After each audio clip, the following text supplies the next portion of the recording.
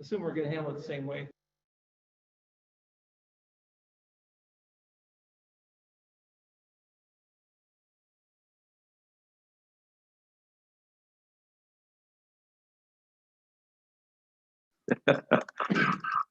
Okay, I guess we're ready to go. Good evening, everyone, and welcome to the October 26th, 2020 school board meeting. And we'll open the message with roll call. Open the meeting with roll call. Mr. Busco. Here. Ms. Capabianca. Here. Mr. Dean. Here. Mr. DePlacido. Here. Mr. Lindner. Here. Ms. McClintock. Here. Mr. Maravito. Here. Mr. Winchell. Here. Mrs. Winchell. Here. Dr. Roberts. Here. And Attorney Senate. Here. Thank you. Item 1.02, an executive session announcement. An executive session was held October 26th, 2020 for the purpose of safety. Item 1.03, approval of the agenda. I'll take a motion. First motion. Second, Gary. Any discussion? Hearing none, all in favor say aye. Aye. All opposed? Motion carries. Thank you. Item 1.04, Pledge of Allegiance, please stand.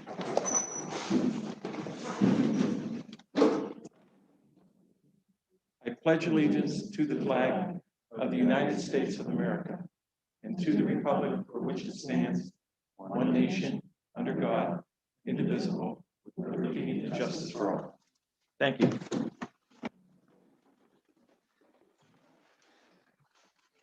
Okay, moving right along. Minutes 2.01. School board meeting minutes of September 28th, 2020. Take a motion. I'll make a motion. Second, Chris. Any discussion? Hearing none, all in favor say aye. Aye. All opposed? Motion carries. Item 2.02, Committee of the Whole meeting minutes of October 12th, 2020. Take a motion. Motion, Dean. Second, Gary. Discussion? Hearing none, all in favor say aye. Aye. Aye. All opposed? Motion carries. Thank you. Item 3, visitors. We had no 5-minute visitors sign up previous to the meeting. Do we have anybody out there that would like to address the board? We do. Mr. Aliota.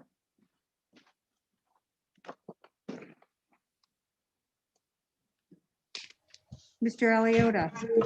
Good evening. Can you hear me? I can. You have 3 minutes. Thank you. Thank you. Well, good evening, board directors, Dr. Roberts, administration, attendees, parents, taxpayers, students of Mill Creek Township School District. I have just 2 items that I would like to share with everyone. And it has to do with my congratulations to the school board directors in addressing communications between the public and their local officials. Now, let me share with the new school board directors that I raised the same question as to communication. Why can't the public contact school board directors directly without any interference or filtering? Well, congratulations, you addressed it, and I hope you addressed it tonight. You see, the thing is, I asked the same question, and that was in January of 2016. And 2 months after that, I was investigated. And 6 months after that, I was investigated for a second time. So what I did is just to support the school board directors in their thinking, I wrote to President of the school board in Wattsburg, Dr. Pushchak, and I conversed with him directly. And there was no issues relative to going through the secretary of the board or through administration, et cetera. So it does happen out there. The second issue that I'd like to bring to your attention is very simple. When the taxpayers, parents, anyone that wants to communicate with the school board directors or with the superintendent, there's no reply as to what the issue is and if the communications by the individual requested that there should be some validation that this communication should be sent to all school board directors. That has not happened in the past, and I hope it happens in the near future. That's all I have for this evening. Thank you for the opportunity to speak this evening, and have a great evening.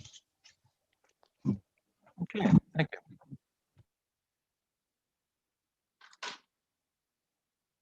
I see nobody else asking to speak.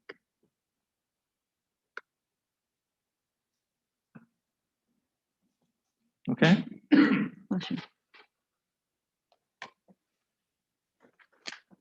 no one else? Nope. Okay, thank you. We'll move on. Item 4, old business, we'll call it up for discussion.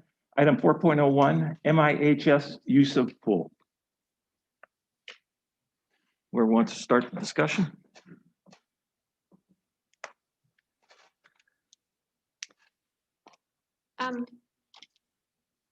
This has been a topic of conversation for the last couple of meetings, and I was hoping that we could draw to a conclusion on this. I know that we've talked about the issue of safety, and I think that's something very important to consider. And I know that we've talked about the issue of cleaning and the cost of that cleaning. What are the thoughts of other people on the board?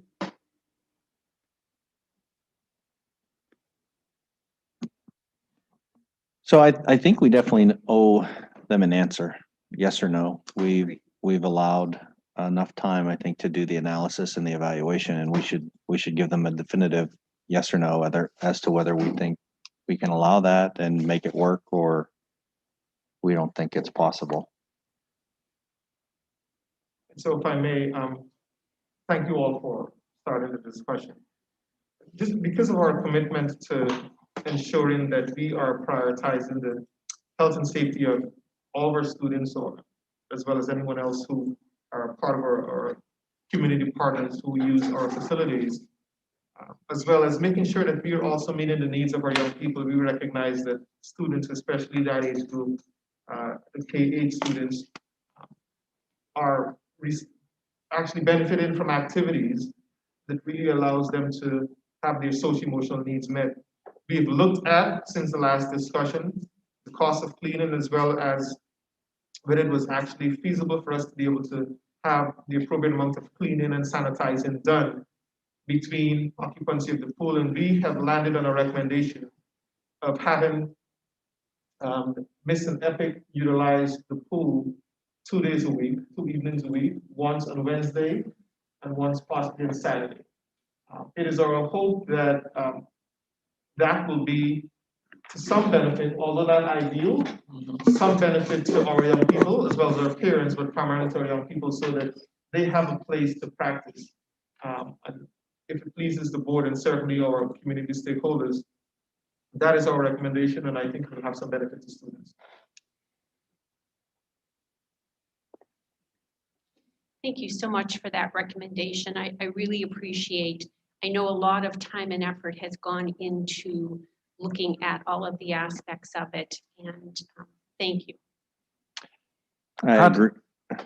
Sorry. That's great feedback. I know there, as you said, Ms. Winchell, there's been a lot of work.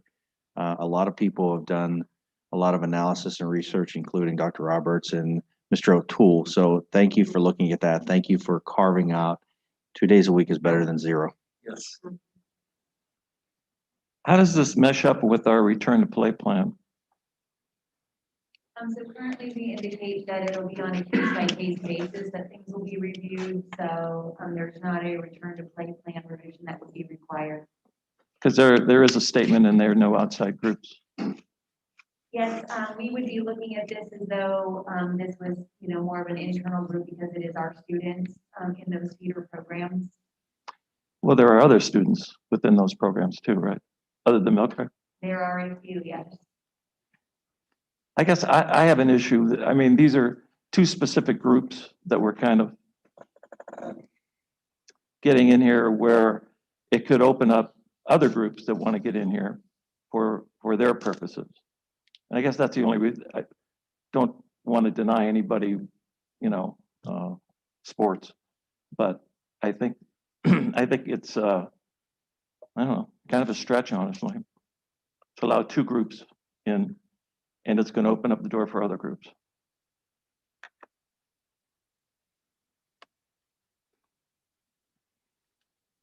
Do we know what percentage of the students are Mill Creek Township students?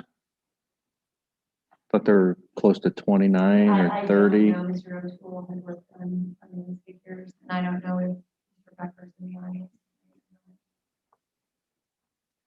He's attending a home volleyball and soccer game tonight, but can be available to us. So John, a question to you. Would you feel more comfortable if they were just MTSD kids?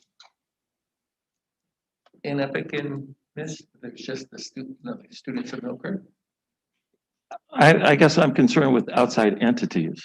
So, okay. I mean, it could be then any entity and opens the door and all this. You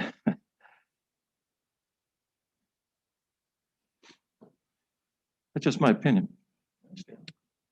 could draft the policy to reflect organizations that have a majority representation of students for the pool only in light of that structure is a limited structure to the community. And that could be your limited access policy. But John's right. If there were other organizations of similar characteristics for the pool, and I think how carve it so it's just for the pool, and have a majority of students, then I think it could work, and maybe there are no other organizations of similar nature. And you could do it that way. That way we're not restricting our open access in regard to our facility. Because you gotta remember, it is once you open the door, you open the door. What we would characterize that, so we could work on something that would facilitate that requirement. Limited access, pool only, because the pool is of a nature that there are no other pools in the community that are available. And it would have to be available too, right? Right. I mean, the more we use the pool, the less availability. But going to that point, Tom, I mean, if you have mist, you have that picture, and then you have sunshine, and sunshine wants to use it too, you're gonna have equal access across the board. Right. So I would anticipate that MYAA, which is the majority of our students, will be asking about our pool in the very near future, just so everyone's aware. What do they use the pool for? They do their swim lessons in our pool by various ages, but that is, typically a community Mill Creek student event. So I would imagine that would be coming soon, just so everyone's aware. And in drafting that, it would be difficult for you to deny that. So that means Miss and Epic may only have one name and only have the other name. So they would actually get a little bit, but not that much more.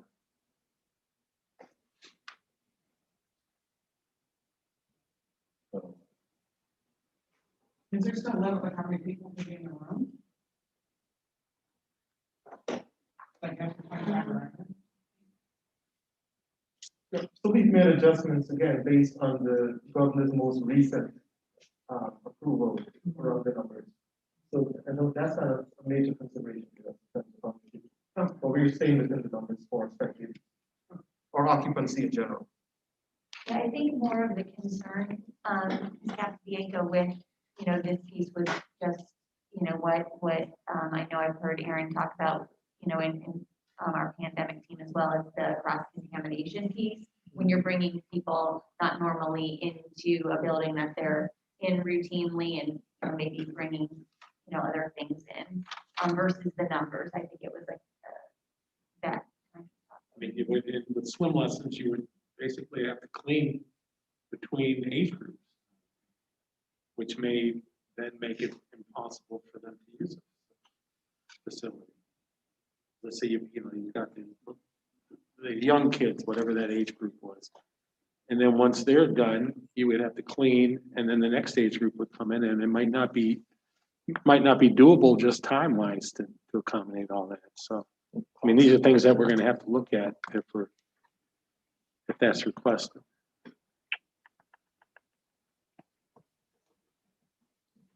But good things to think Okay, about. what do we want to do here?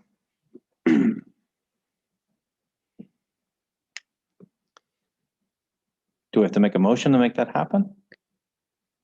Is that I the would appropriate? think, I would think because we're talking about our return to play plan being adjusted. And I'm not sure we want that adjusted before we do anything, but I think it needs to be. What we have to do to word it properly so that we control the access. Why don't the board just give direction to the administration to adopt an appropriate, draft an appropriate policy in regard to the use of pools. To be brought back and approved. Yeah. I think that's the better course, because now that the administration is aware that that's where you want to go, we're then able to determine what other organizations are out there that would probably qualify. And then let's look at that and then draft the policy. And then also figure out whether the recommendation of the superintendent for 2 days is going to work with all these, with potentially other organizations that would be involved. And that could modify the ultimate recommendation brought back. Thank you. That's helpful. No. Okay, that sounds good. Everybody okay with that? Yes. Okay. Okay, let's move on. Instruction and student services. Do you want to make a motion to that? Oh, John? I thought we were just, Direction to the administration. Okay. I think that's what the board wants to do. I'll make a motion to do what Tim said. I'll second that. Charging administration to come up with Any further discussion? Hearing So- none, all in favor so, say, oh, I'm sorry. So during the time that we are drafting that, are Wednesdays and Saturdays being used by these organizations, or are they not being used until something is drafted and approved? To wait for the draft? I think you should wait until you got fully understanding of what's involved. I mean, I hate to say that. But I think that we don't, if MYAA is coming to the plate, then we need to know that. Well, I just know they have reached out to Mr. O'Toole on several occasions and expressed interest as well. So I think that would be coming. Right, and I think they would also, just to follow our process, need to fill out a facility usage form. Okay, any other discussion? Hearing none, all in favor say aye. Aye. All opposed? Motion carries. Thank you for that. Yeah. Okay, moving on. Instruction and student services, I'm sorry. Ms. Winchell. Item 5.01, approval is requested for an agreement between the professional interpreters of Erie and Mill Creek Township School District. This contract lists the interpreter and translator services and fees. It is effective from September 18th of 2020 to September 18th of 2022. We discussed this at a committee meeting 2 weeks ago tonight, and I'd like to bring that forward as a motion. Second, Dean. Any discussion? Hearing none, all in favor say aye. Aye. All opposed? Motion carries. That was easy. Okay, moving on, personnel and policy. Ms. McClintock. Thank you, President Placido. We have two items. I'll bring the board together. The first is 6.01. This is the California University of Pennsylvania Administrative Leadership Program with a student from the California University of California, Pennsylvania, and I'm bringing them in as like a student teacher. And 6.02 is the October personnel report. So we'll go through with just the highlighted new additions since the committee of the whole meeting. And the first one is at Bell Valley. We have a leave of absence of a grade 5 teacher. At Walnut Creek, we have a leave of absence for a special education teacher.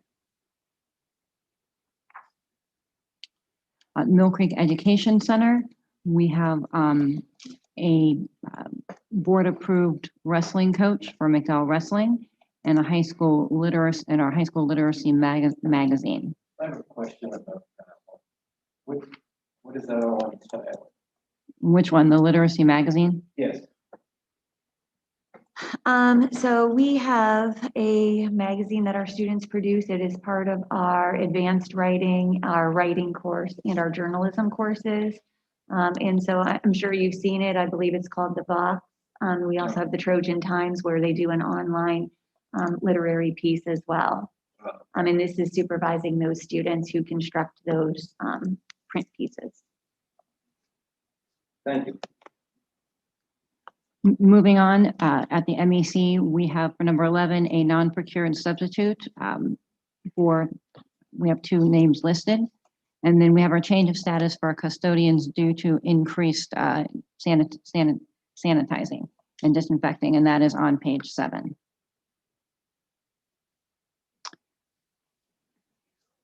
We have an addition to our winter intramurals, for 6th grade boys basketball up to 50 hours. And then we have a list of our winter coaches for wrestling, boys swim, and girls swim. And then page 7, you have the list of the change of status for our custodians. I'll make a motion to bring that forward. Second, Tom. Any discussion? Hearing none, all in favor say aye. Aye. All opposed? Motion carried. Okay, thank you very much, Janine. Moving on, item 7, month-end close reports. Mr. Winchell, you're going to handle that this evening? Yes, yeah, Mr. O'Toole's absent this evening. There are a number of items some will need board action on. 7.01 Mill Creek Township School District Student Activity Accounts. The attachment is on the agenda. I'll need approval for that. So I'll put that forward in the form of a motion. First motion. Any discussion?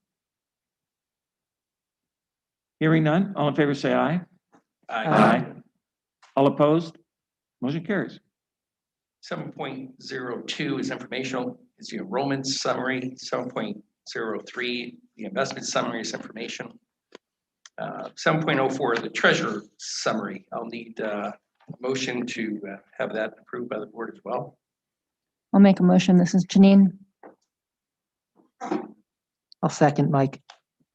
Any discussion? Hearing none, all in favor say aye. Aye. All opposed? Motion carries. 7.05, the financial reports. I'll need a motion to move that forward for approval by the board tonight. Motion, Chris. Second, Mike. Discussion? Hearing none, all in favor say aye. Aye. All opposed? Motion carries. 7.06, the bond money summary. Some change orders. I need that motion to move forward for approval. Make a motion, Dean. Discussion? Yes, Yeah. John. I Yeah. wonder if Mike Gallagher is on the call, so he makes some comments on those change orders. There's a couple of change orders on there. Yeah, so we have a couple more change orders that were coming in specifically for the education center. At this point, outside of the boardroom change orders, which just to give a quick update on that, we are still working through that. The acoustic engineer is coming up with a final plan. I hope to see that by the end of the week. So I'll bring that forward at the next meeting. But yes, there was a couple of change orders for the education center. A lot of it had to do with fire caulking, old fire ratings that we had let go over the years. So the reviewer, BIU inspector, had required us to do some of that. So that's what those change orders are.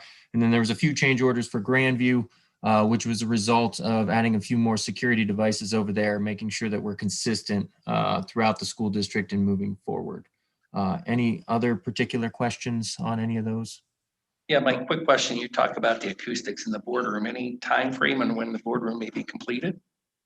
Not at this point. Basically, so we made decisions last week. I spoke with the administrative team. We made decisions on materials. So I went back to the acoustic consultant, and they're coming up with actual quantities in order to make sure that the room is appropriate for acoustics moving forward. So once I get that, then I go back to the general contractor, give him that information, and then they produce a change order. So from there, they then have to order the material. Then we got to obviously get it installed. And then we are planning on putting the AV package out for bid. So that's going to take a couple of probably 4 or 5 weeks as well to get that going. So unfortunately, we're probably still a good 6-7 weeks out from getting that boardroom completed. But we're making sure we're doing it right because we only get one shot at doing this. So it's taking a little bit of time, but it'll look great when it's done. Thanks, Mike. Yep. Okay, any other discussion? Hearing none, all in favor say aye. Aye. All opposed? Motion carries. 7.07, last item on the monthly closure reports, budget transfers, budgetary transfers. I need an approval. I'm sorry, I need approval, motion to move this to vote. Motion, Chris. Second, Dean. Discussion? Hearing none, all in favor say aye. Aye. All opposed? Motion carries. Okay, Mr. Winchell, thank you. And yeah, you have the floor for finance Yep. and operations. 8, Finance and Operations Committee, number of items moving forward. Put a number of these in form of a block. 8.01, the Mill Creek Education Foundation grant awarded. 8.02, the sale of parcel from repository for unsold properties. 8.03, Hub International Agreement, 1094-C and 1095-C administration. 8.04, the Gene Haas Foundation grant awarded. 8.05, donation to the PAR team. 8.06, Food Services Consulting Services Revised Agreement, McDowell Intermediate High School. 8.07, Student Activity Account Officers, 2020-2021 school year. And 8.08, Accounts Payable Report. I'd like to put 8.01 through 8.08 forward in a form of a motion. Second, Dean. Discussion? Okay, hearing none, all in favor say aye. All opposed? Motion carries. 8.09, McDowell Intermediate High School Train Chiller Agreement. At this point, I'd like to table this item pending some additional information that Mr. O'Toole is waiting to get on the agreement.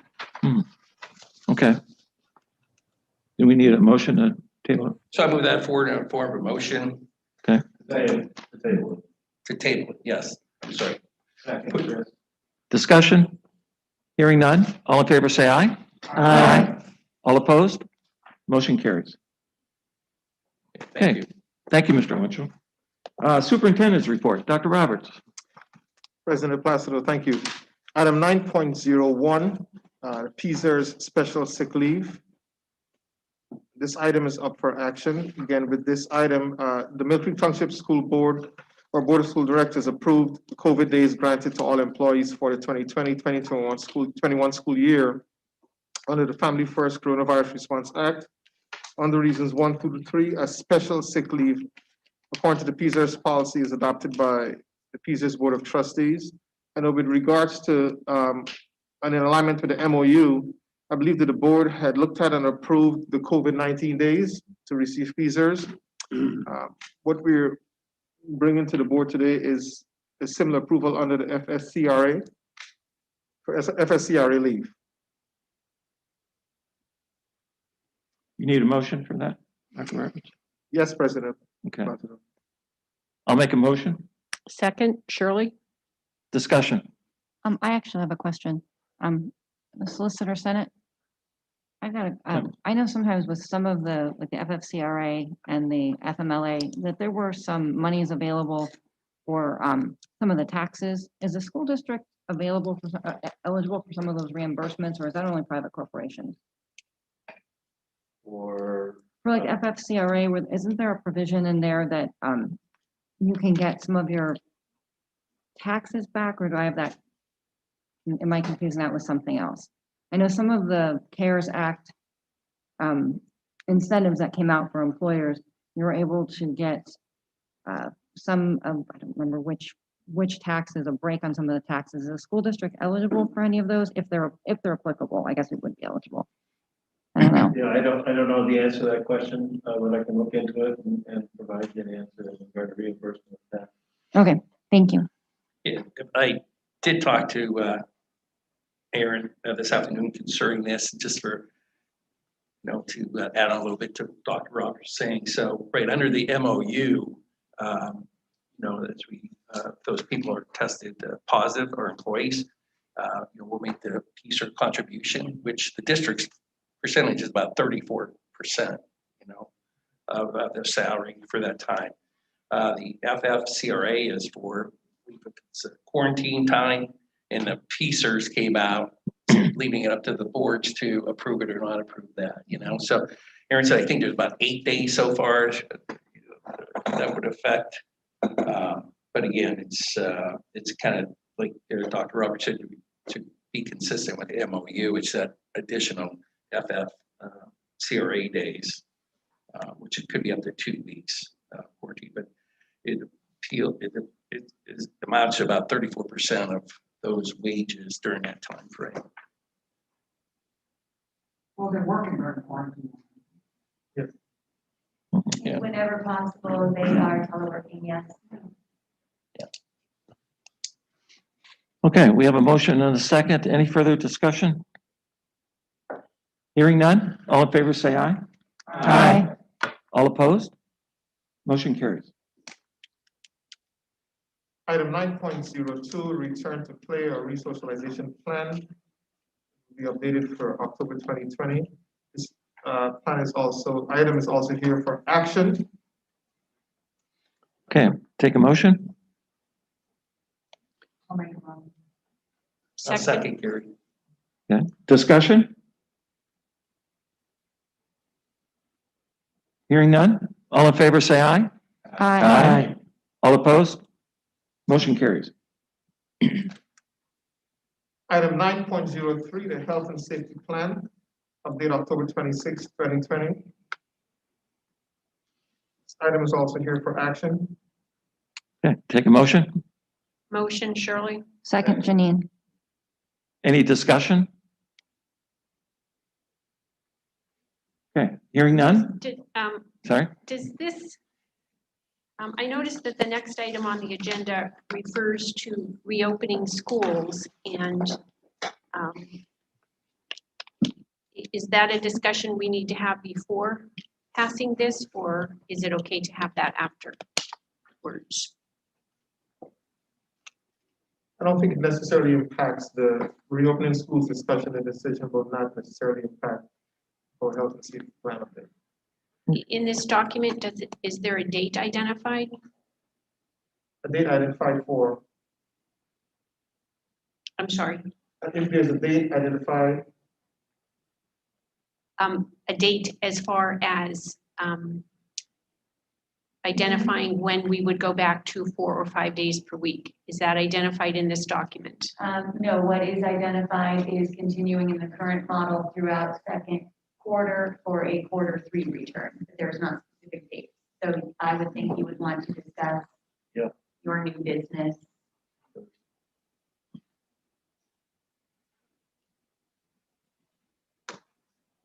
So we need to have that discussion now before approving the plan. yes. Okay. Well, I'd be glad to start off. I really feel strongly about getting our students back into schools. It is a very delicate balance between getting them back, which is necessary for so many reasons, but keeping them safe. So could we talk about how board members feel about the safety issue? I think no matter what we do, we are still going to have to continue having an option for parents to have 100% virtual, even when we do go back to 4 or 5 days per week. That option has to be available to our stakeholders. I agree with you. I have, and to that same, talking about going back, I think it's really important that we all understand that the goal of our COVID practice, our COVID protocols was to mitigate the risk and not to eliminate it. And that folds in nicely to some of what we're doing already, which is social distancing and the face mask. And I'd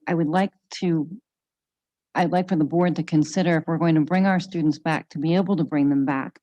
The American Academy of Pediatrics and the CDC also, they recommend 6 feet when it's feasible. And there's no way that Mill Creek can bring its students back at 6 feet. However, 3 feet with masks has shown in other countries not to increase a community spread. And so I think it's one of the things that to bring our students back, we need to be able to bring them back at a 3 foot with masks all the time. And they're already wearing the mask. I don't think we're asking them to do something mask wise where they're going to complain. But being able to bring them back, I think we will be able to service our students and meet our obligation to them, which is to provide an education for all of them.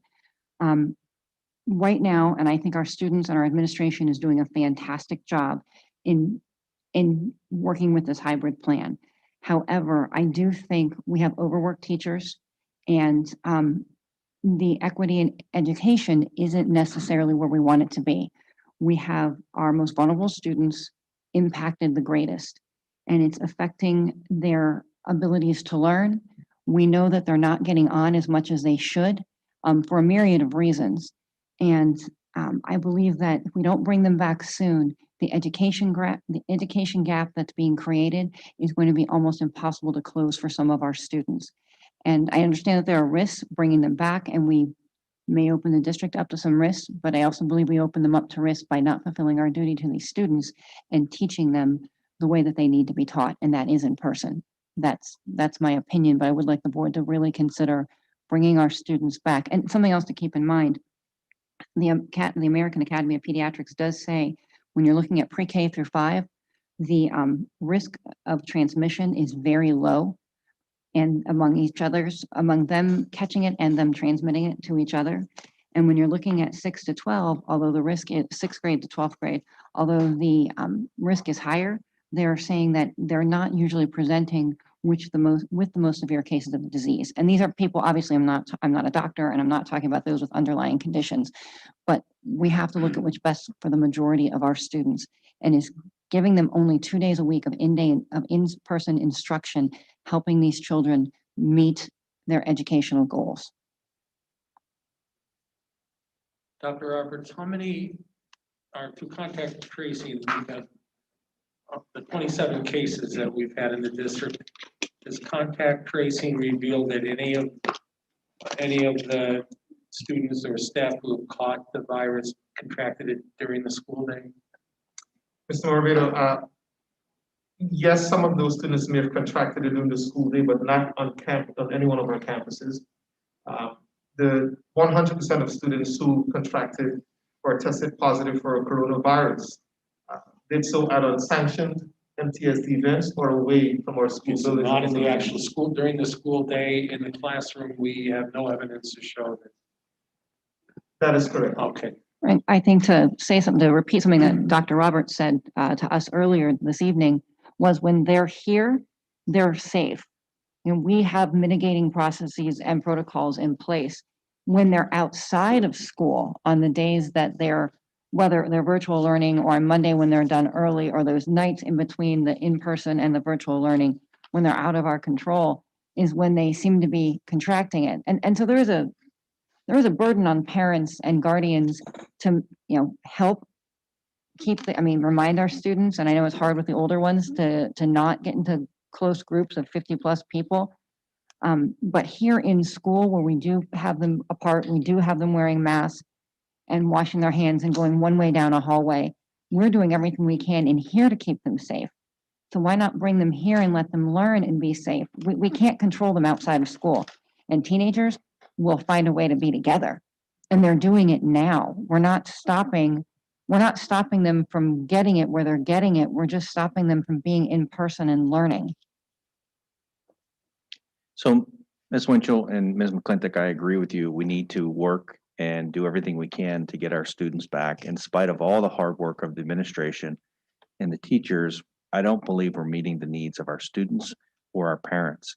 So I would like to see us do everything we can. I'm anxious to hear what Dr. Roberts has to tell us about different options that we have on the table for doing that.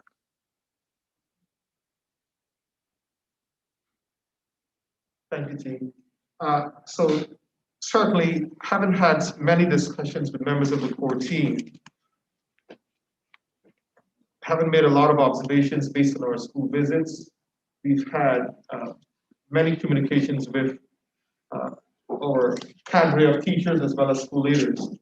And one place where we're all aligned is similar to what some of you have shared, and that is our teachers are going above and beyond. They're working harder than they've probably worked in their lifetime, and so our school leaders and related service providers. And although we are meeting the needs of many of our students, this model is not necessarily addressing the developmental and learning needs of a significant population of our students. And that is concerning. It causes me to lose sleep at night. And so similar to many of you and many of our parents, I too have an appetite and desire to increase learning opportunities for our students in face-to-face learning. And I say increase learning opportunities because I want to caution us against using the number of returning back to school full-time by suggesting that every student needs to come back 5 days a week or 4 days a week, or give it a number. I think we have to continue to look at the data and be committed to increasing the numbers in a significant way, but it may vary based on students and student needs. Our K2 population, yes, building on the data from the American Pediatric Association, as well as a lot of other credible public health sources. It is very clear to us that should we look at a return to school where we're increasing our in-person and face-to-face learning, that we start with a group that we can probably look at as a proof point after the initial rollout. And the age group that we're looking at is our K2 students. Yes, it is clear to us that when we've looked at the research conducted by the NWEA, when they looked at the MAP assessment, they conducted a growth norm study, and they found that when they looked at the summer slide, and we know that summer slide is what occurs over a period of 2 months where students have summer learning loss, and they have found that as a result of summer slide, students usually have about a 20% school year gain in terms in ELA and about 27% in math. Recently, we've seen a lot of researchers in the academic arena specifically look at the COVID slide, the term that is mirroring summer slide, and they have found that students can probably have up to about 70% of the gains that they would have had in a year in ELA, and sometimes less than 50% in math. So those are very compelling numbers. Yes, we ought to have our students back, and not just because we want to make sure that we're committed to providing them with a world-class education, but also looking at the burden on our teachers. Our teachers are working extremely hard. We stand in front of them weekly and hear what they're sharing with us, and so we want to make sure that we're pivoting. I want to offer for the board's consideration that we keep with the practice of grounding these complex and important decisions in data. And there are 4 data points that we ought to make sure that we look at before getting to some finality with our decision. The first is let's continue to build on the credible data from the American Pediatric Association and some of our own public health officials. I know we have Dr. Lewis, and he's on the line, I think, standing by in case there's an opportunity where you would like to hear from him. So we want to be able to continue to look at that data. The second data point that is incredibly important is a survey of our parents. We ought to survey 100% of the parent group of the students who we intend to bring back. And ultimately, we want to survey all of our 100% of our parents for all of our students who are enrolled. But if we're going to start with K2, we ought to administer a survey to gauge the appetite for parents in the K2. Next data point is we ought to have a survey of our teachers. We have a number of teachers who have shared, and we have a lot of anecdotal evidence that speaks to this, that they are not in the most comfortable space of returning to school with increased time with our students during the current pandemic. So we want to make sure that we can gauge from our teachers to get a solid idea of what percentage of teachers are going to come back to support this model. Because if we have students come back, and we know that we currently have a shortage with substitute teachers, we don't have enough teachers, the model will not be done with fidelity. I'm convinced that we have to do something, we ought to do something to meet the developmental and instructional needs of our students. But I certainly, again, want to reiterate that we look at the data points that I mentioned as critical data points. The fifth and final data point that I want to share is that I certainly hear Mrs. McClintock's offering that we can look at the WHO's recommendation of 3 feet.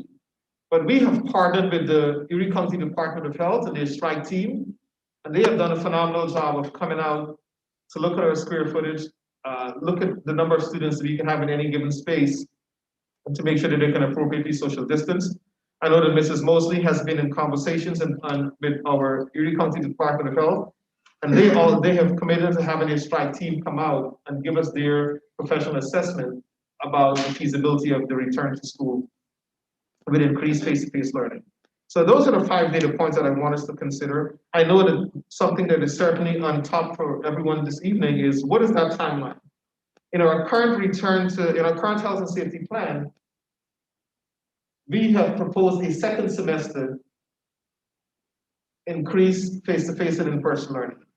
Clearly, given the data that we just heard from many members of the board, I think we ought to seriously consider advancing that timeline. My concern is it is prudent for us to do so at a natural break.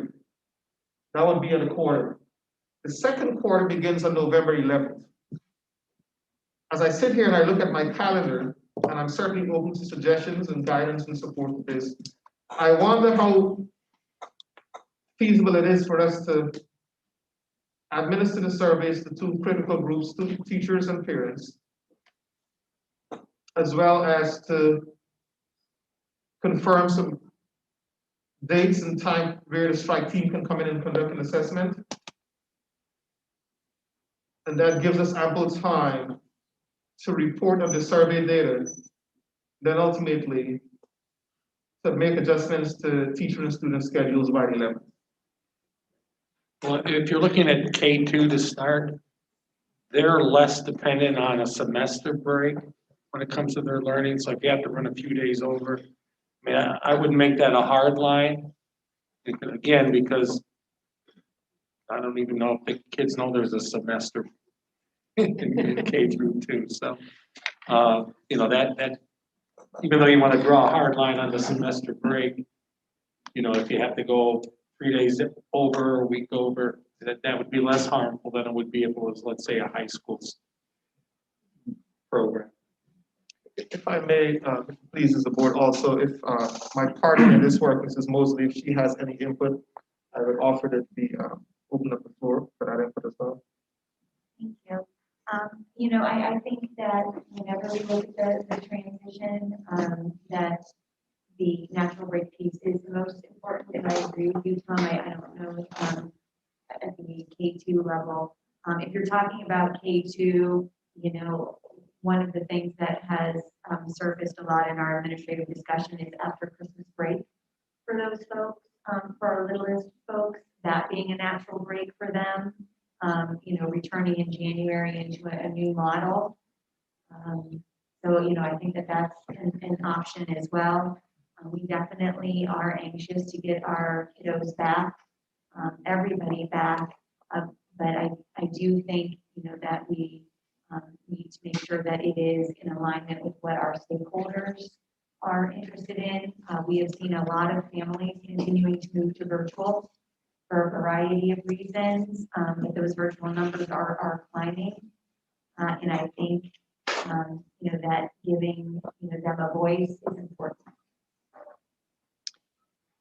How much, since we have more families moving to virtual, and I think when this is, I'm sure if we were to roll this out, as we begin to roll this out, you will get some parents who were okay 2 days a week and now want to be 100% virtual. So, I understand you can't rush a process like this, but it sounds like the process that we're proposing after Christmas for K through 2 or K through 5, I'm not sure, that we kind of wanted the entire elementary school to be in that rollout, at least during some of the board discussions.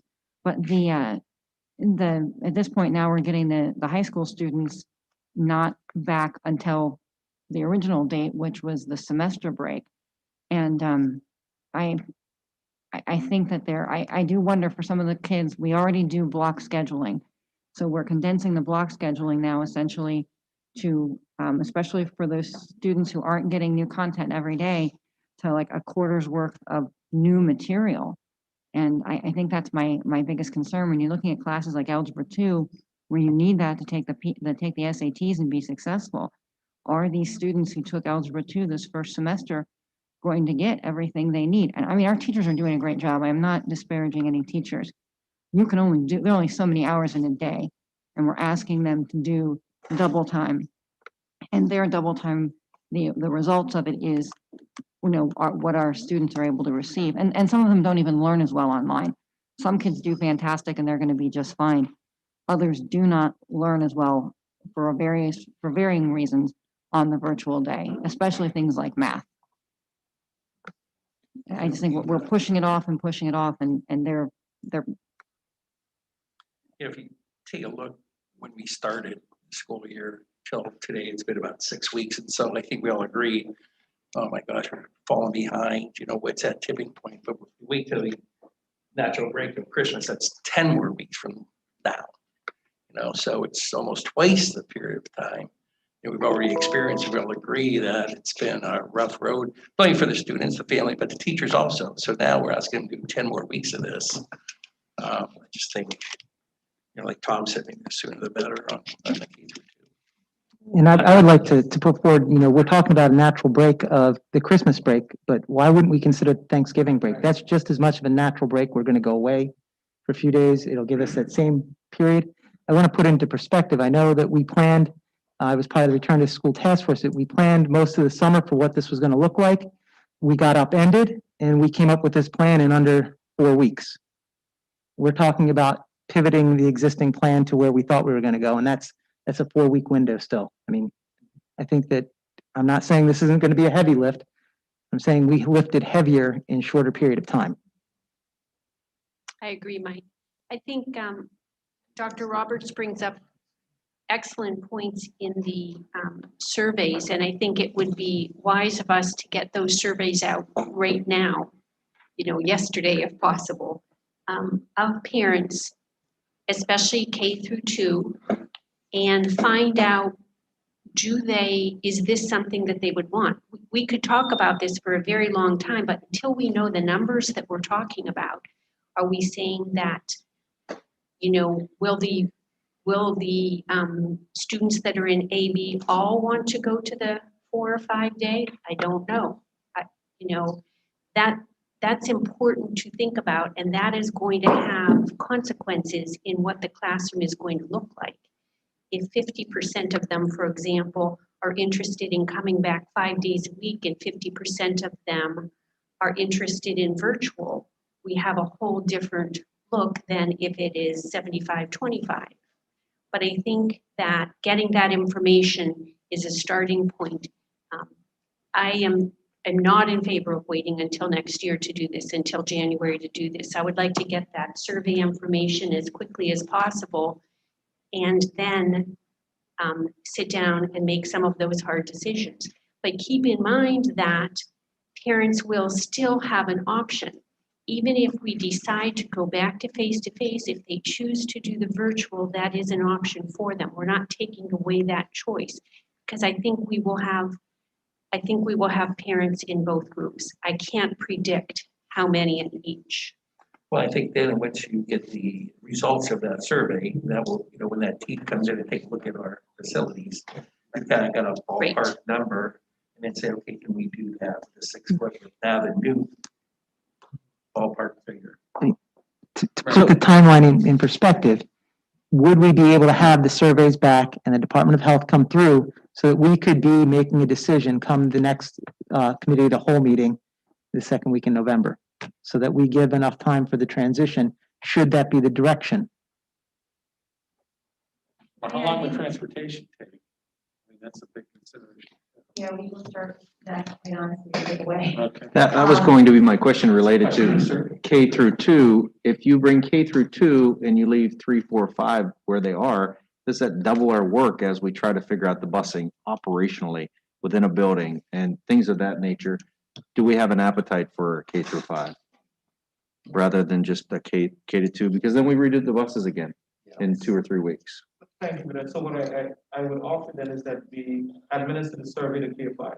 Yes, yes. Yes. And we can use the data to disaggregate the data to see which one is right.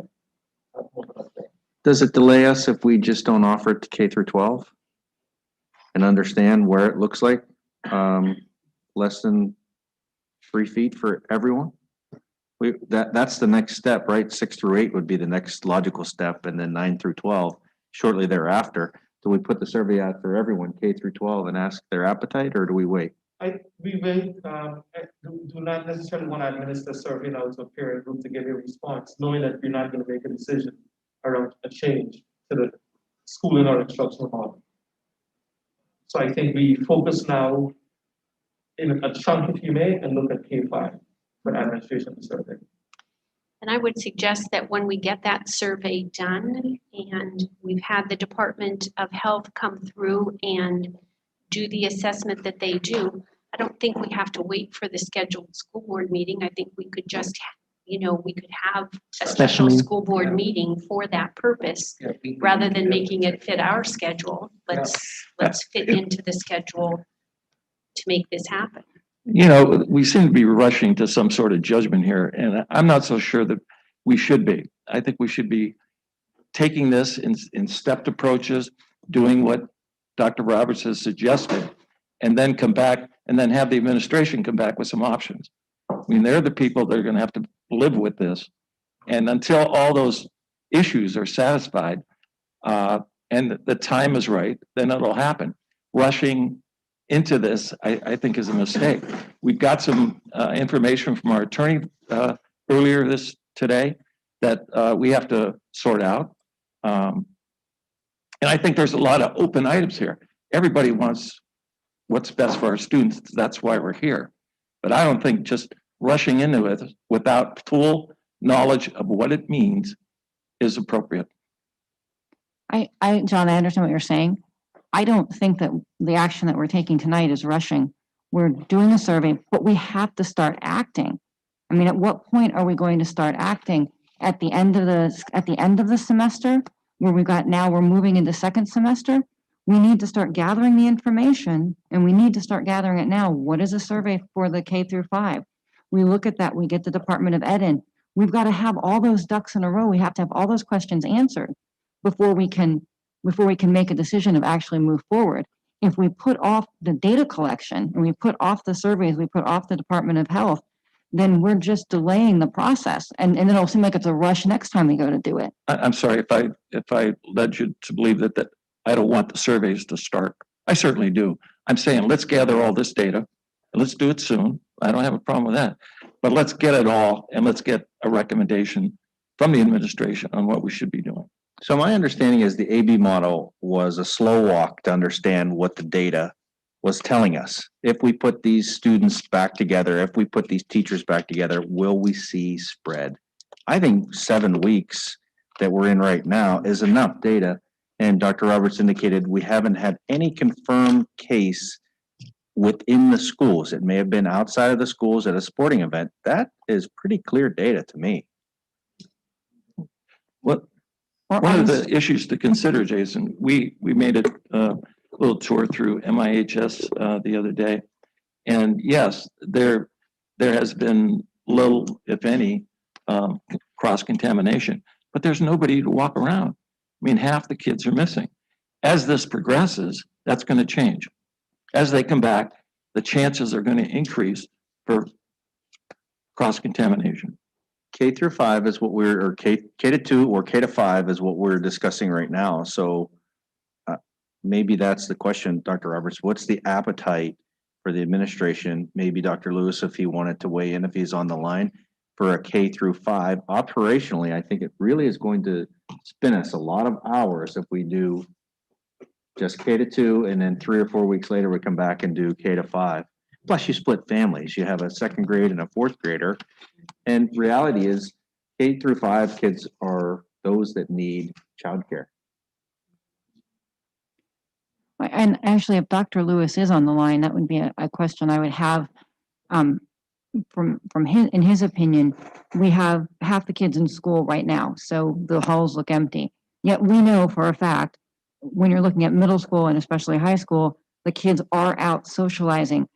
I mean, can we draw any conclusions that they're outside socializing? They're going to stores, they're going to the mall, they're hanging out with their friends and doing various unsanctioned events, as well as sports.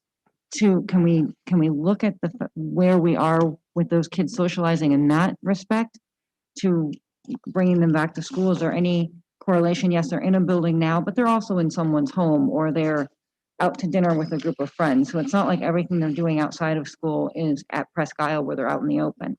I mean, is there anything we can draw from the fact we know that there are decent sized groups of kids together now outside of school? And, you know, we're talking about bringing them in school. I guess, I don't know if that's clear, but can we look to the level, and you can look at the levels of, transmission outside of school versus in school. What should we expect based on what we know from them being together outside of school? May I offer, because we have incredible value for the insights and expertise and opinions of Dr. Lewis. If he's online, Dr. Lewis, can we have you weigh in for us as we are discussing and contemplating this critical decision? Hi, guys.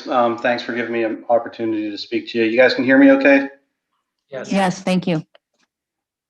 Okay, cool. So first off, on two points I would like to make. The first is kind of a big picture kind of question that I don't expect an answer or would want an answer, but just to keep in the back of our minds. What happens next year?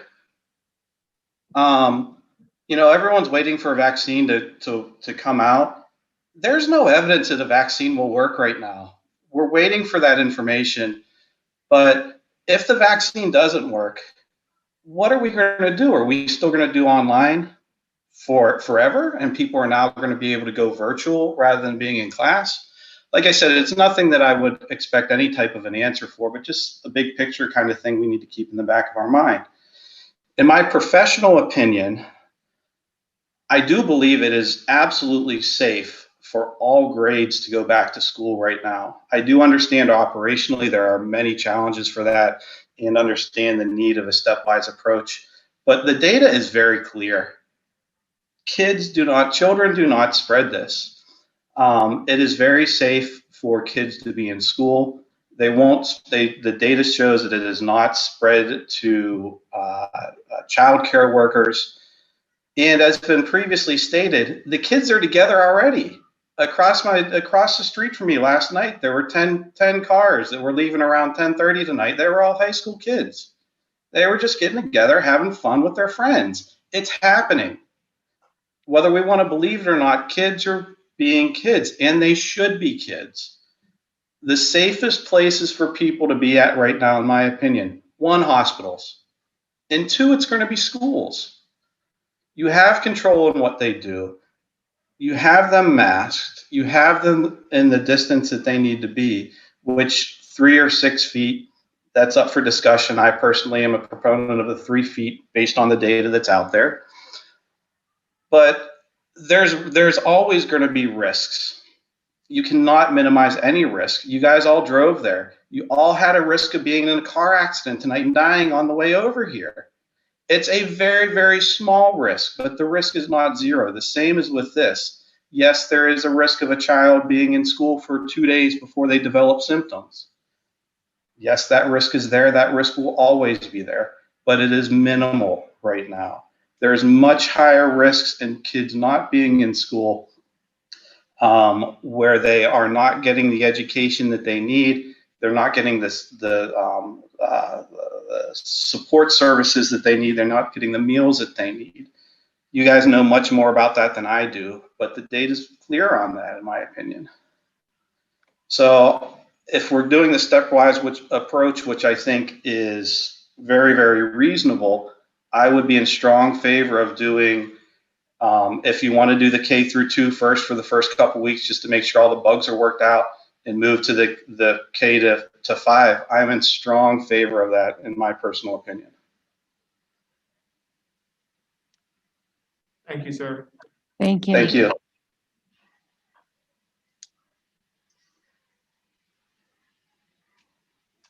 So back to the operational piece of it, what does it do if we do K through 2 and then do K through 5 2 or 3 weeks later?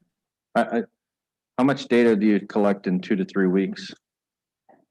Quite honestly, I think if we are talking about moving up the timeline, I think my personal opinion is you're better to rip the Band-Aid off and go K5, because it's going to be a shortened timeline to get ready if we are talking about Thanksgiving break as our timeline. Currently our transportation coordinator is not working at this time. And so that leaves us, a little short staff there. We're certainly going to need some time. So I would rather us look at a K5 versus K2. Quite honestly, try to put things in place for a few weeks, and then we're adding 3-5 shortly thereafter. I think that does make a little more work. Much more Not disruptive. that any of us, no one is opposed to work. I want to make sure Yeah, if you that go, is abundantly clear. you go K through 5 for the building administrators, be a little versus K through 2. Is, Yeah, there are 2 3, points. 4, 5. You got this, and you got one administrator trying to juggle 2 balls.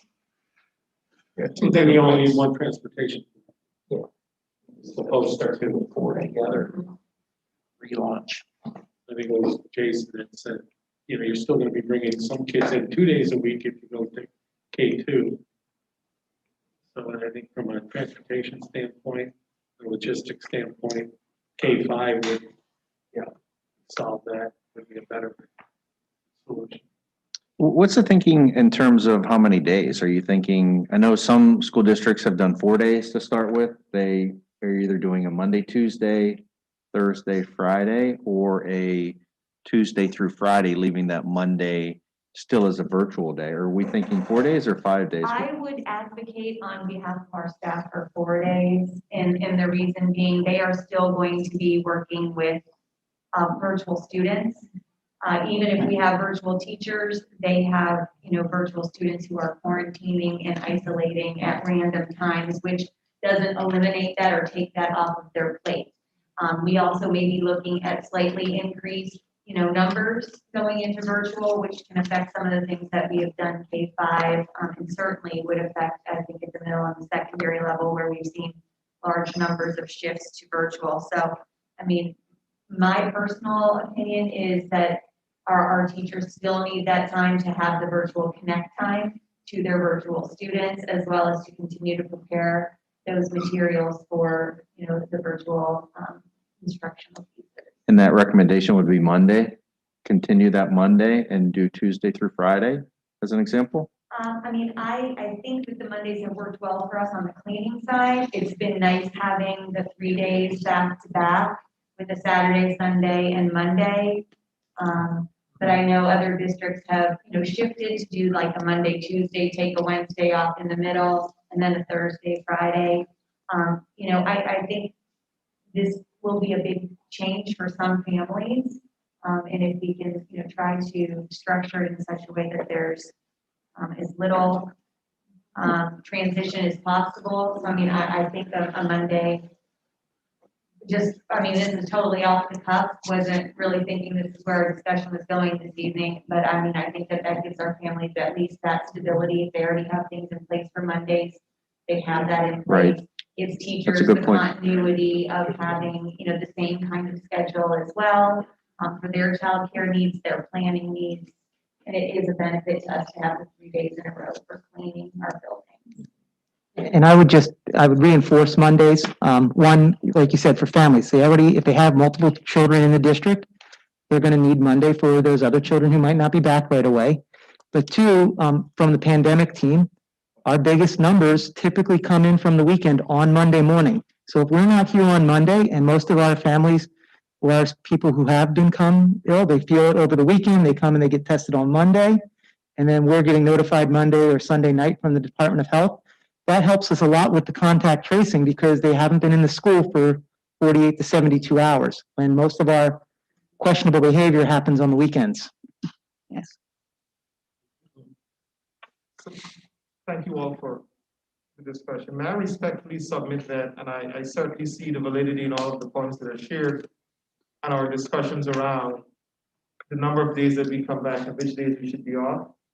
I want to respectfully submit that we anchor our decision in the results of the survey data, because this speaks to the fact that we are valuing the input of two key groups of individuals. One, the teachers who have to teach our students, and certainly administrators will take the survey as well, and our parents. And so certainly I know this discussion is probably going to go on for a few more minutes, but I want to make sure that we are going to have some agreement or alignment on the fact that we are going to anchor the decision based on our survey data and the other data points.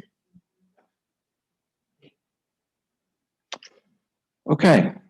May I also suggest, I think we've talked about it before, but I just want to reinforce it now, that in that survey, we ask about busing so that we don't have to go back and ask about that again. How will that affect busing? Because that's going to take a lot of work to juggle those bus routes and so forth. And the more time we have to do that, the better. I think one of the things we talked about with busing is as parents drop their students off and pick their students up, if we had those forms, or if we put up a sign and indicate that if you haven't opted out of the bus, it would be extremely helpful for us for transportation reasons. If you consistently pick up or drop off your student, I think that it would make it convenient for those folks and help us with our transportation routes. So I have two things pertaining to this conversation. Maybe this is curtailing some of the conversation, but we opened this under the superintendent's report for an update to the plan.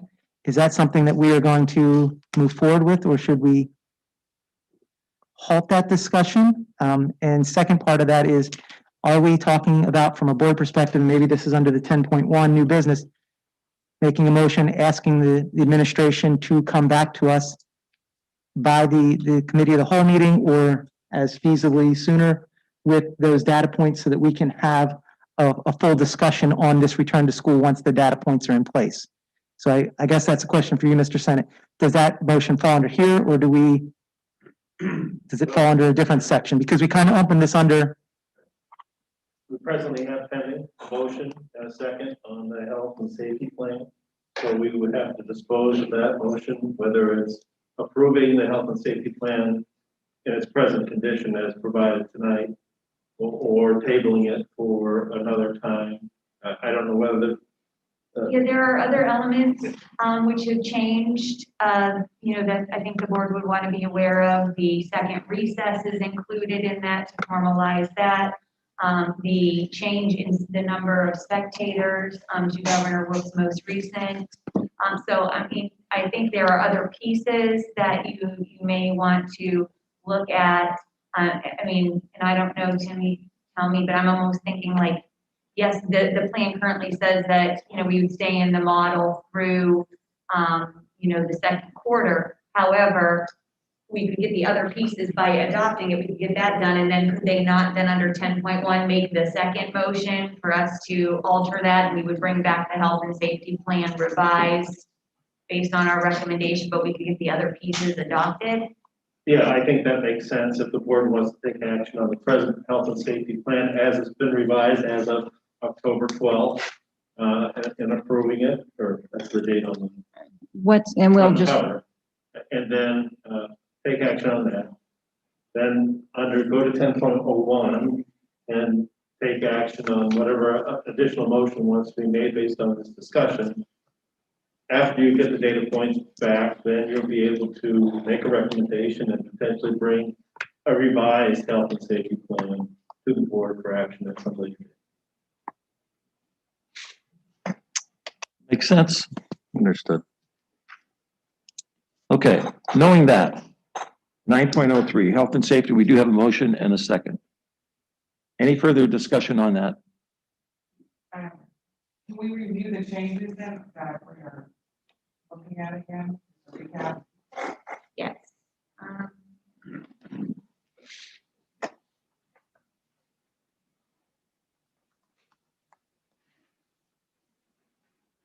So under the first section, which is the cleaning, sanitizing, disinfecting, ventilation, we have added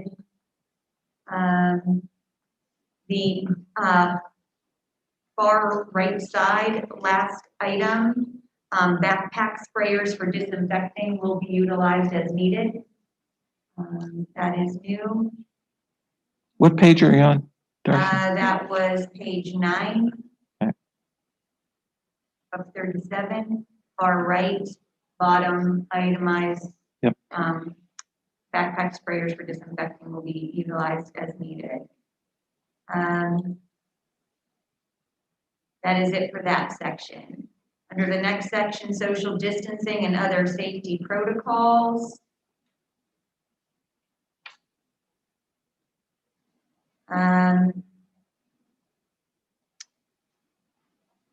If there's anything new. Oh, yes, sorry. In the center column,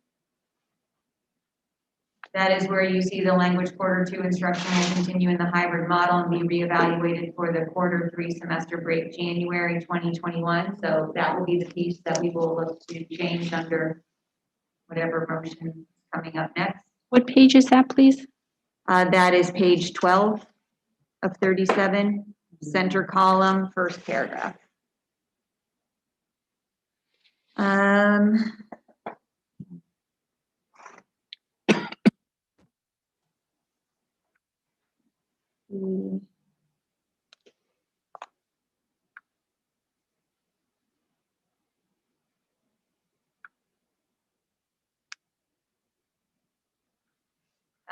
There is on page 14, far column, return to task force web page and information has transitioned to the pandemic team and pandemic teams page. Resources are updated with information there.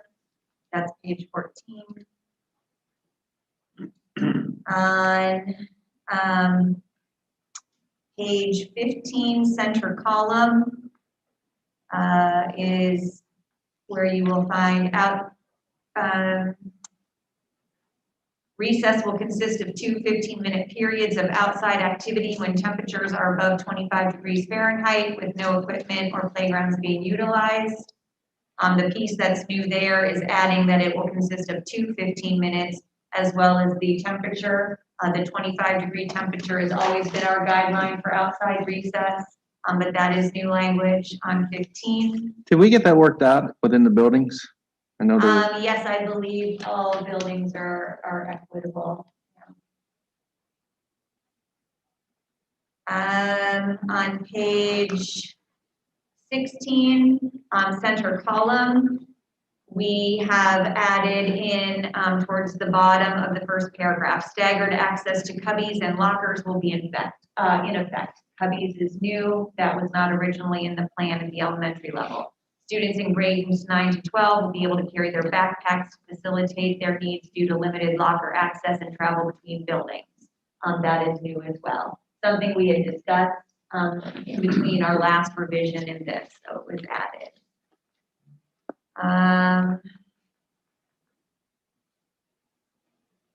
Nothing on page 17.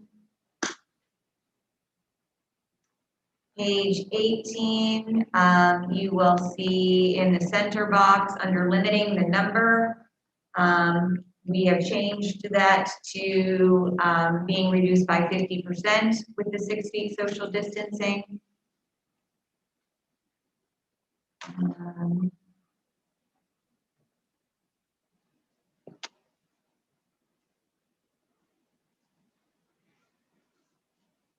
Page 20.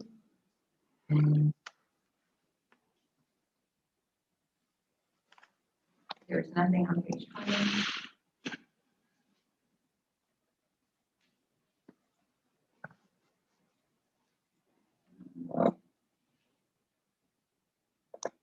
Nothing on 21.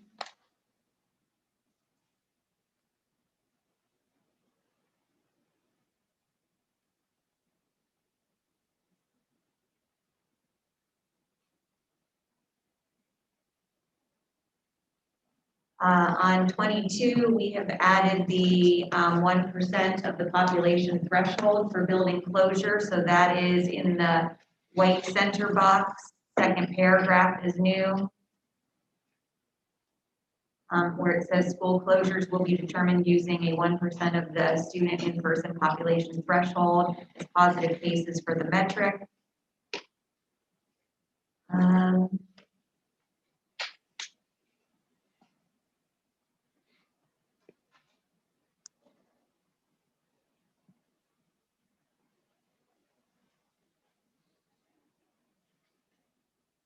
Anything on 23?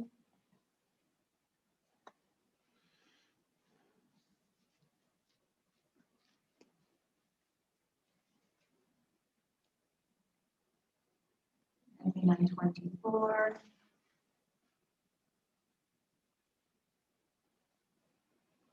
On 25 in the center is the language about masks now being like fully required, as well as the masking breaks being, under 10-minute times.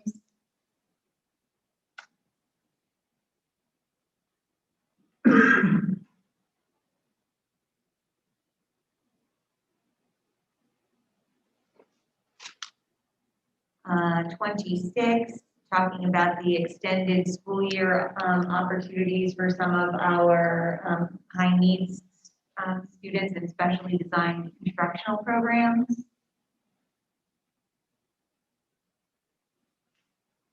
Then nothing new under the training pieces. Those were all, already completed. Under the communications, you will see additional pieces there that have been added.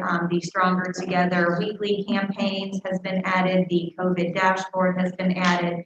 The pandemic web team, our pandemic team web pages has been added, as well as the Stronger Together virtual events that we held last week have been added. And then the rest, as you know, are summary sheets that take the information from the comprehensive piece and just summarizes in a shorter time. So the same changes that we just went through have been changed on the summary sheets. And then of course at the end, there's a notation there that the third draft was reviewed and approved with today's date for implementation effective tomorrow, should the board approve the third draft. Would we be able to vote on this document saying that on page 12, we wanted that sentence about Q2 instruction to be just simply left off, so that it says the return to school will be evaluated quarterly and revisions to the plan to encourage more face-to-face direct instruction will be considered, and then stop at that point? I think we can alter that. Motion to amend the present motion is to approve the Yep. document as presented, so it'll be a motion which can be made at this point. Okay, I'd like to make a motion that on page 12 of the document, we leave out the sentence that says, Q2 instruction will continue in the hybrid model and will be reevaluated for the Q3 semester break in January of 2021. Second, Dean. Discussion. Now, where does that leave us? Let me go back to page 12 here. Well, it really. Shirley, what is- It leaves us where we were before tonight, that we will evaluate it.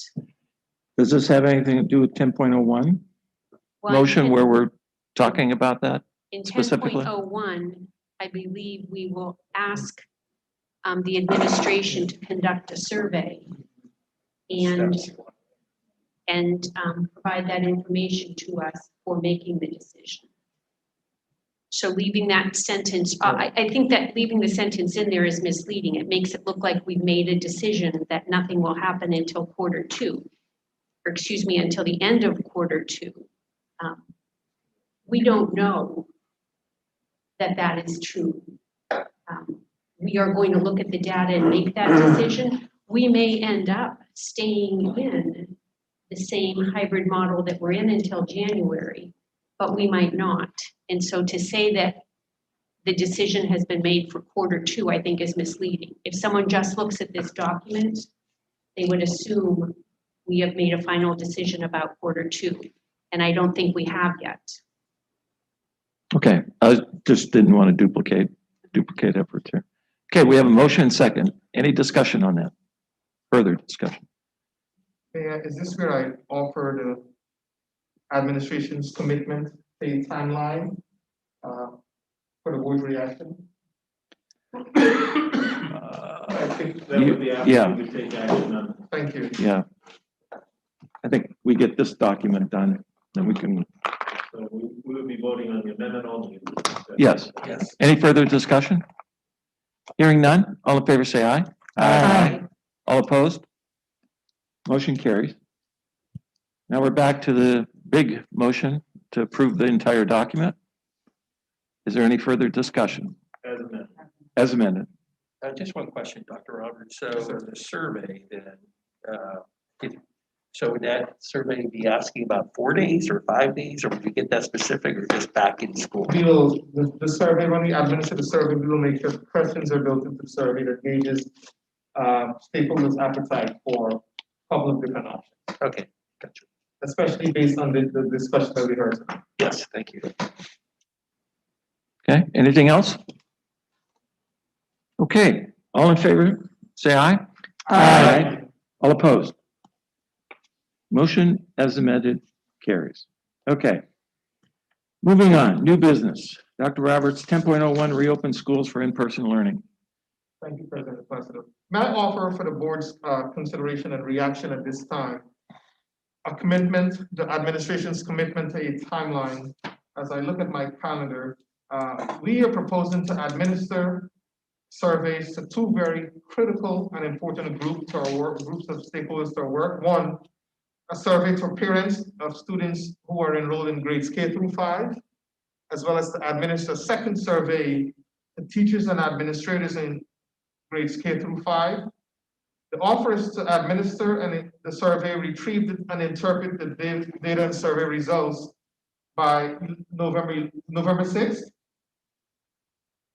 In keeping with a plan to make sort of a prudent change of our instructional model at a natural break, I want to offer that we consider the date for a change in the instructional plan should the survey results supported for Monday, November the 30th, allowing us to come back to the board for an approval of at the board meeting on the 23rd, November 23rd.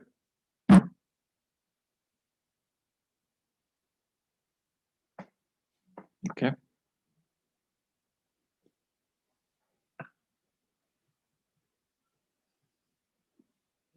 So just so I have clarity on what you're saying, so the surveys go out, the administration is going to evaluate them from the 6th on. At the 9th for the committee of the whole meeting, there will be some conversation or no conversation at that point. Which day?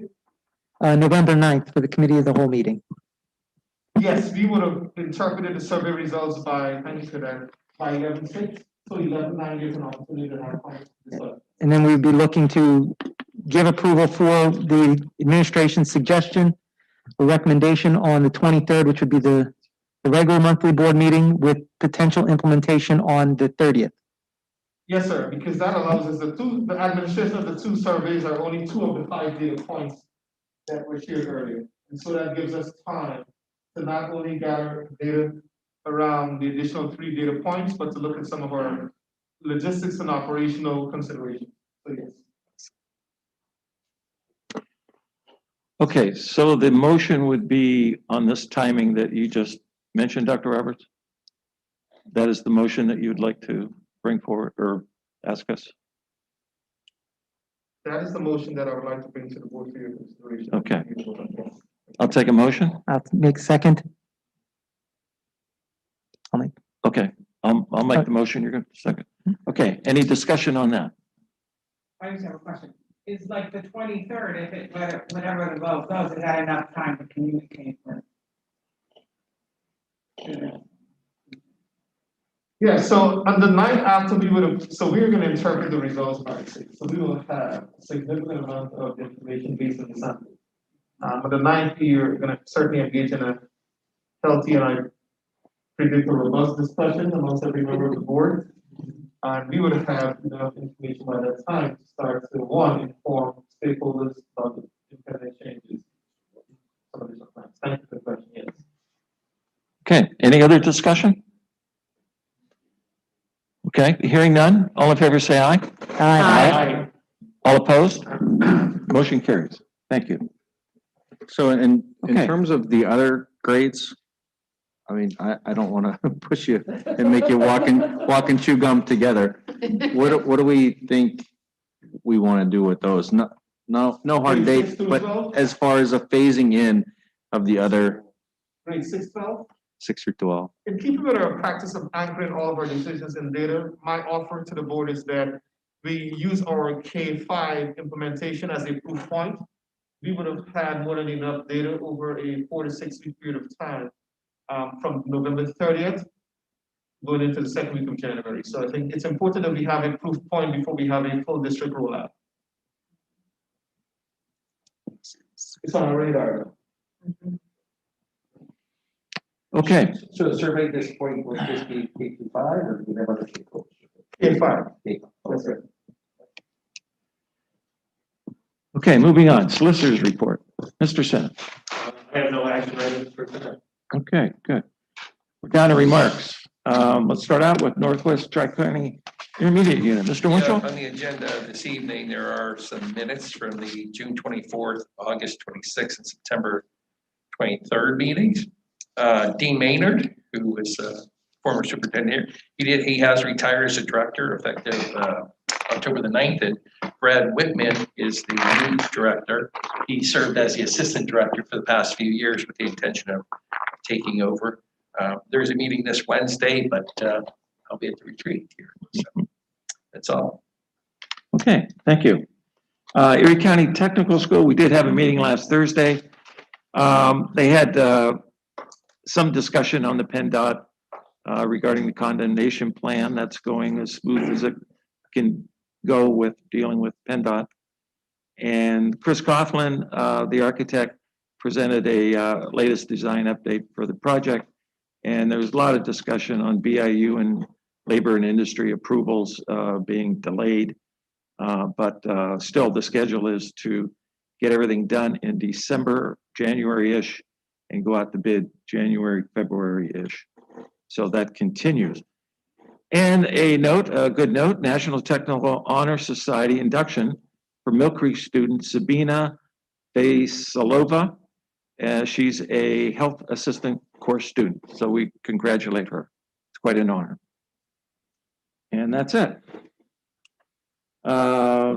Mill Creek Education Foundation, Mr. Morbido? Well, the Education Foundation received a a grant from the Erie County CARES grant. The money is to be used to support Mill Creek students with connectivity, such as hotspots for eligible families, and webcams for teachers are among the items to be purchased. As Gary mentioned earlier, the Haas Foundation grant, Foundation received $10,000 from the Gene Haas Foundation, and that money will be used for 3 scholarships and for the McDowell Robotics Club. The scholarship winners are Abby Murray, Matt Stanford, and Lucas Wolf. The Haas Foundation is generously also gave money in support of the McDowell Manufacturing Academy and some recent equipment purchasing. As far as the next grant applications for the Mill Creek Education Foundation, they are due December 14th. So that's coming up in another more than, less than 2 months. Okay, as winter approaches, please consider making an online purchase. As far as for the winter holidays, you with your online purchases, you can actually raise money for the Mill Creek Education Foundation by going through the giving assistance.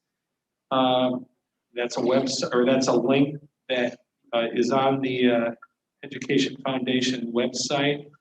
And you would just click on that link, and then from there you would designate that the Mill Creek Education Foundation would receive money for your purchases, and you can do a lot of your Christmas shopping through that link, like your online shopping.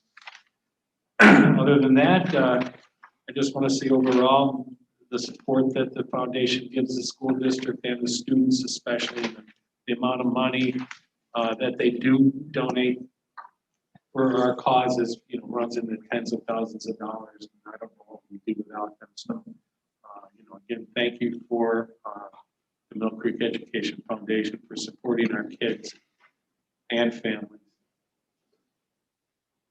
Okay, thank you. Moving, PSBA, Mr. Dean? For PSBA, as I indicated earlier, we have an option to have a board self-assessment that I've requested information on from PSBA, and I will share that with the board when I receive it. And secondly, there was an email sent out a few days ago related to, they said that 300 school districts across Pennsylvania have adopted a resolution calling for the General Assembly to enact significant charter school reform, meaning the funding. And I don't know if we have signed that, but I will pass that along to Ms. Sitter for consideration at the committee of the whole. Maybe I thought we did sign something like that. Did we sign? And it came up the other day. We had a meeting with Representative Mirsky, and that subject came up too. And he's, Okay. I think he said he even proposed, he has something in the legislature now. Okay. Yeah, he co-sponsored something to that effect. So That's great. Okay, Yeah. that's all I had. Thank you. okay, thank you. Okay, finally, school board remarks. Mr. Plaster, if I could, from the pandemic team, I'd just like to give the update. I appreciate Dr. Roberts and Crystal, our pandemic coordinator, putting together the Stronger Together videos. I think those are very helpful. And just to reiterate, coming into the Halloween weekend here, if we can pay attention to our 3 Ws, wash our hands, wear our masks, watch our distance, it'd be greatly appreciated. As we said earlier, we are trying to get students back into the school. We can make school safe, but we need the help of parents making sure that we're safe both in school and out of school. So, and it's a big weekend, but let's have fun, but be safe. Very good.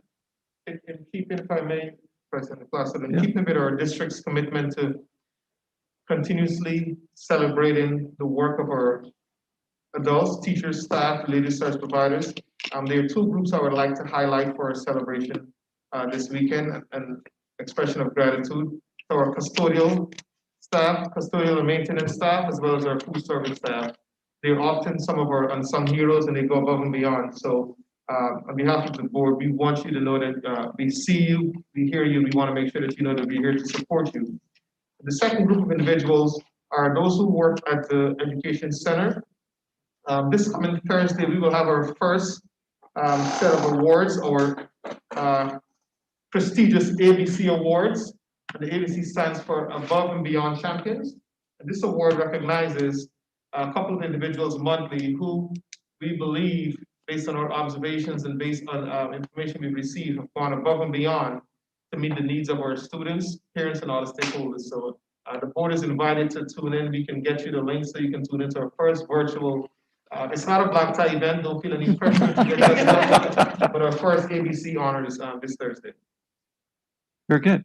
I'd like to do a special recognition on one of our administrators.